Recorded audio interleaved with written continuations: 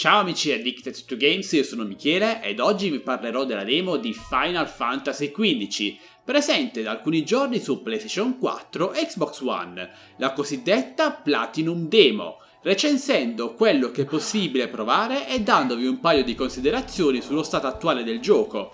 Vi ricordo che questa recensione e queste opinioni si riferiscono a quello che è possibile provare nella demo, e non si riferisce in nessun modo alla versione completa che potrebbe differire totalmente dalla già citata demo. Final Fantasy XV è l'ultimo nato in casa Square Enix, progetto ambizioso e sviluppo da svariati anni. Se ne parlava già ai tempi di Final Fantasy XIII nel 2009 e all'epoca aveva il nome di Final Fantasy vs 13 e si sarebbe dovuto ambientare nell'universo di, appunto, Final Fantasy XIII, entrando a far parte quindi della Fabula Nova Crystallis, quella che sarebbe dovuta essere una importante trilogia.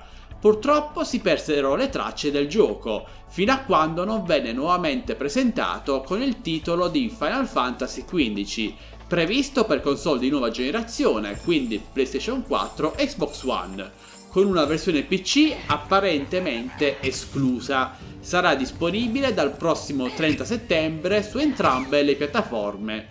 Per chi non conoscesse la saga di Final Fantasy, si tratta di un JRPG, ovvero giochi di ruolo giapponesi, con uno stile particolare e totalmente volti alla storia principale, mettendo in secondo piano l'esplorazione, comunque importante. Nella maggior parte dei Final Fantasy il combattimento è a turni, ma in questo nuovo gioco è totalmente action, come potete vedere nelle immagini tratte dalla demo versione PlayStation 4.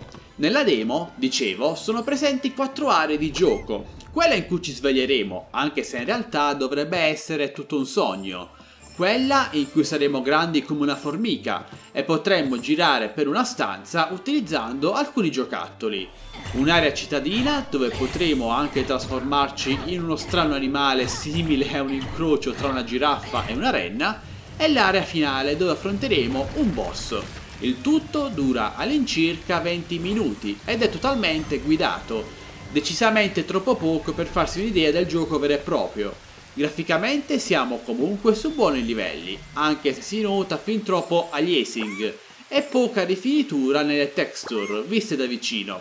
In compenso, il colpo d'occhio, l'illuminazione, la gestione dei liquidi e gli effetti particellari sono realizzati in modo eccellente. Purtroppo segnalo un gravissimo problema, ovvero il calo di framerate anche durante situazioni non concitate. Scendono ad occhio ben al di sotto dei 20 fotogrammi al secondo. Questo è un problema che spero venga risolto per la release. Il sonoro invece è eccellente, con ottimi campionamenti e musiche come nel resto della saga eccezionali. Il gameplay non è facilmente valutabile in questa demo, essendoci purtroppo ben poco di giocabile. Il combattimento action è divertente e ricorda molto quello di Kingdom Hearts.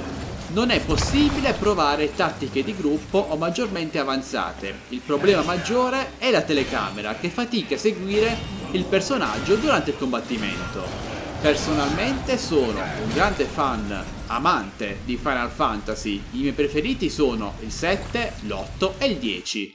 Se dovessi dare un voto alla demo di Final Fantasy XV sarebbe un 7 alla grafica, 9 al sonoro e 8 al gameplay, con una media di 8 punti sul 10. Spero che la release questo 8 diventi un bel 10, perché questa saga ha bisogno di un forte scossone per tornare ai suoi livelli d'eccellenza, specialmente dopo il non troppo fortunato Final Fantasy XIII. Voi invece cosa ne pensate ragazzi? Lasciate un commento qui sotto e parliamone. Lasciate anche un bel like, condividete il video ai vostri amici e passate a trovarci anche su Facebook, link qui sotto in descrizione. Questo è tutto, noi ci vediamo al prossimo video, ovviamente sempre su Addicted to Games. Ciao ragazzi!